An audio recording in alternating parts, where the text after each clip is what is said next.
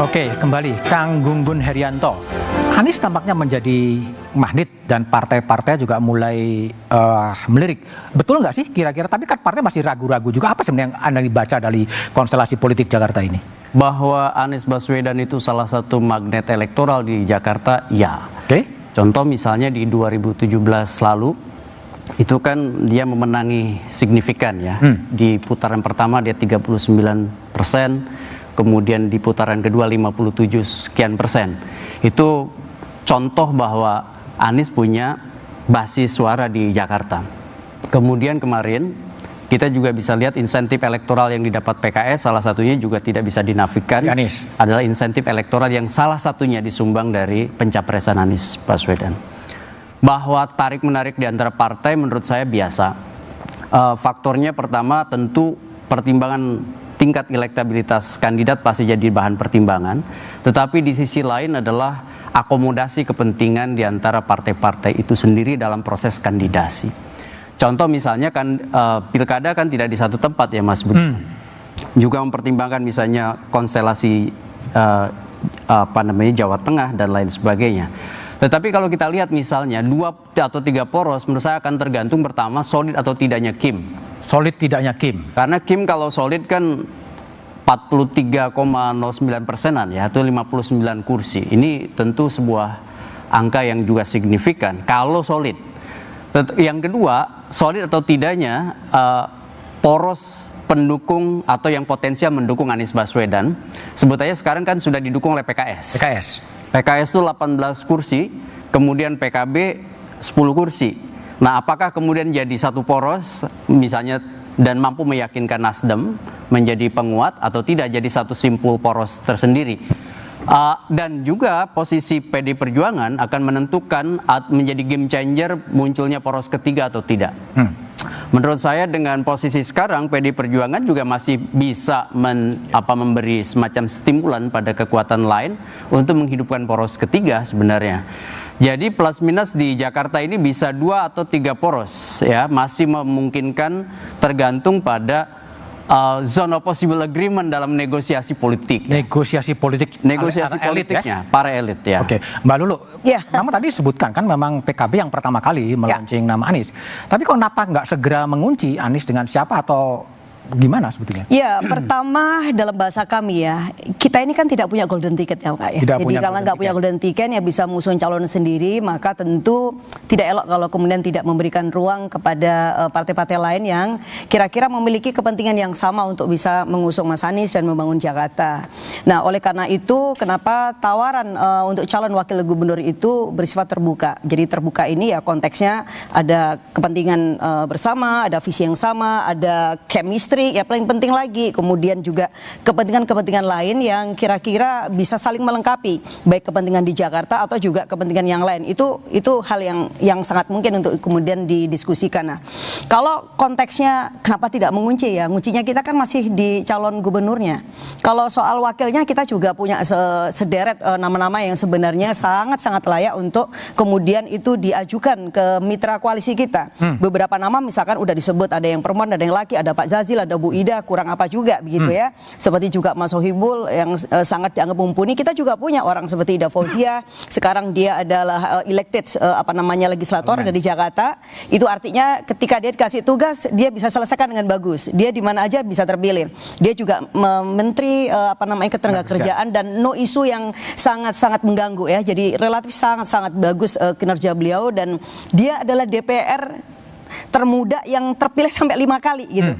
Jadi pengalaman di legislatif, di parlemen, kemudian juga di pemerintahan, belum lagi organisasi sosial, pernah menjadi ketua Fatiyat Nahdlatul Ulama se-Indonesia, itu adalah more than enough kalau kemudian dijadiin calon misalnya wakil gubernur Mas Anies. Jadi kalau dari sisi itu kita nggak punya keraguan. Tetapi sekali lagi ini adalah kerja politik kolektif.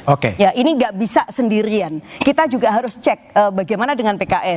Kemudian PKS punya nama. Tapi kemudian kita cek lagi bagaimana dengan partai yang lain. Kita berharap itu nanti akan ketemu di satu meja yang besar yang kemudian masing-masing boleh kemudian proposalnya diajukan. Nah, kita baru akan seleksi berdasarkan mana dari antara kandidat ini yang punya potensi memenangkan Pilkada Jakarta. Siapa dipasangkan dengan siapa? Kalau Anies Ida Fauziah itu PKB pasti akan ke PKS. Duh, kebalik ya. Anies dengan Atau Ida dengan Anies? Bukan, kalau Mas Anies dengan Ida Fauziah kira-kira PKS mau nggak? Ya, makanya pertanyaan apakah problemnya adalah aman itu masih ya, belum? makanya kenapa kemudian kita bilang ayo kita buka mejanya, kita buka diskusinya, jangan dikunci dulu. Jangan dikunci ya, dulu. Kecuali kalau misalkan PKB ini sudah punya golden ticket, udah gitu goldennya itu juga super golden ya, gitu ya. Baru kemudian kita bisa mengatakan kalau juga bisa ikut kita ya nggak apa-apa. Itu pun masih dengan catatan Mas Aniesnya mau apa tidak. Nah, ini kan kita harus memberikan ruang kesempatan juga kan kepada kandidat gubernur Mas Anies. Ini kan kita belum pernah memberikan kesempatan kepada beliau preferensinya seperti apa. Nah, ini saya kira sebenarnya kenapa silaturahim dan komunikasi intens itu juga tetap harus dibangun. Karena apa? Karena menyandingkan kepentingan partai-partai, pimpinan partai, tapi di sisi lain di situ juga ada calon gubernur yang mau kita usung.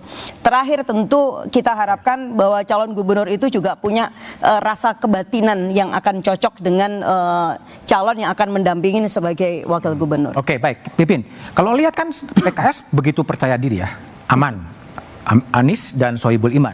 Apakah memang dengan posisi itu karena terlalu percaya diri PKB dan kemudian juga Nasdem akan ikut pilihan atau akan ada negosiasi di kursi wakil gubernur sebetulnya? Setiap partai politik tentu adalah sekolah pengkaderan ya, bahwa kami berharap bahwa calonnya dari PKS semua partai juga menghendaki itu. Tinggal bagaimana realitasnya. Kami sebetulnya bersyukur ketika misalnya dari PKB kemudian PDIP mengusung Mas Anies Baswedan yang 2017 lalu kami usung bersama Gerindra waktu itu ya.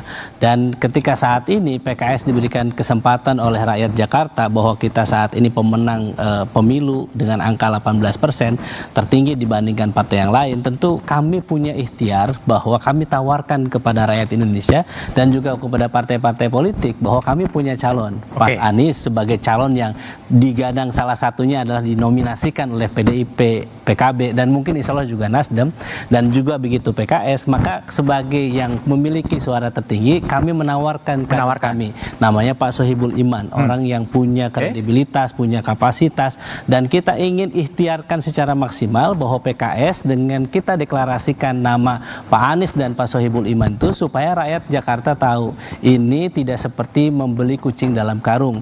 Kita persilahkan kepada rakyat kira-kira apakah diterima atau tidak. Ketika naik elektabilitasnya, kami hakul yakin bahwa setiap partai politik itu rasional. Mereka akan mendukung siapa yang berpotensi menang ke depan. Oke, baik, Bung Eriko. Ya. Jadi PDIP juga terdengar rumor Anies Andika. Begini, kan boleh kita menganalisa ya. Boleh lah. Intinya kan semua mau menang, bukan begitu Mbak Lulu? Iya dong. Ya, Bang Pipin. Bukan gimmick. Nggak akan mungkin ini sekarang, bukan nggak akan mungkin. Super kecil kemungkinannya bahwa memilih ngotot untuk sesuatu pasangan yang kemungkinan menangnya kecil. Tidak ada di sini satu partai pun yang mau berisiko dalam hal itu. Nah, tentu Mas Budiman tanya, bagaimana dengan Anies Andika? Nah, Mas Andika itu Panglima TNI. Ya. Mau dijadiin wakil? Bisa saja. Tetapi dari segi apa ya? Segi kepatutan juga beliau sudah sebagai Panglima TNI ya sekali lagi ini kembali kepada nanti pembicaraan di internal kami. Nah, tetapi kalau untuk calon wakil, Mas, ini kita kaji ya, supaya ini adik-adik dan semua rekan-rekan saudara-saudara kita yang ada di rumah bisa melihat. Katakanlah Anies, ini dari kedua belah pihak. Nah, Anies dengan Pak Sohibul Iman kan tidak memperluas. Tidak memperluas, oke. Betul. Terus? Ini kan harus paduan supaya dikatakan Mas Yang Anies memperluas itu adalah gambaran Indonesia. Oh. Artinya merangkul juga yang pihak yang lain. Oke. Nah, di kami calon wakil gubernur banyak. Si pemenang tadi kan Jakarta Selatan, Jakarta Timur mereka unggul. Kita di Jakarta Barat Utara. Pemenang di Jakarta Barat Utara calegnya yang sekarang nanti akan terpilih lagi Charles Honoris. Bisa Anies juga. Bisa juga. Anies dan Charles Honoris. Anies dan Charles Honoris. Kan begitu kan? Ya. Nah, bisa juga. Mau yang lain? Boleh.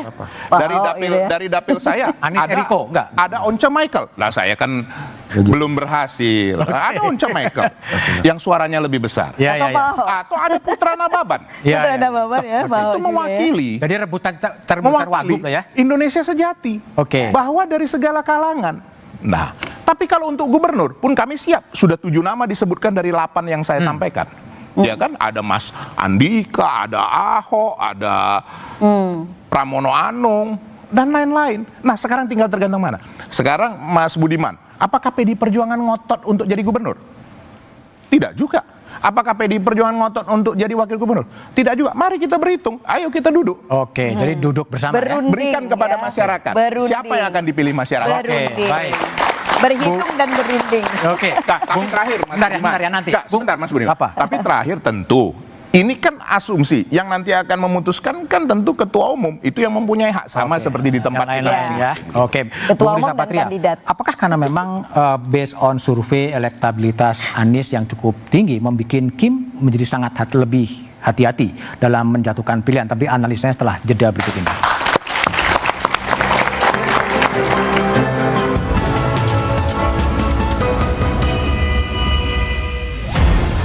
Dinamika Pilkada Jakarta terus bergerak. Nama calon pasangan hingga peta koalisi masih ditunggu dan dinanti. Benarkah modal elektabilitas sejumlah figur hingga saling lirik antar partai politik jadi sinyal Pilkada Jakarta akan jadi 3 poros? Simak pembahasannya dalam Satu Meja The Forum. Pilkada Jakarta, 2 atau 3 poros? Rabu 10 Juli.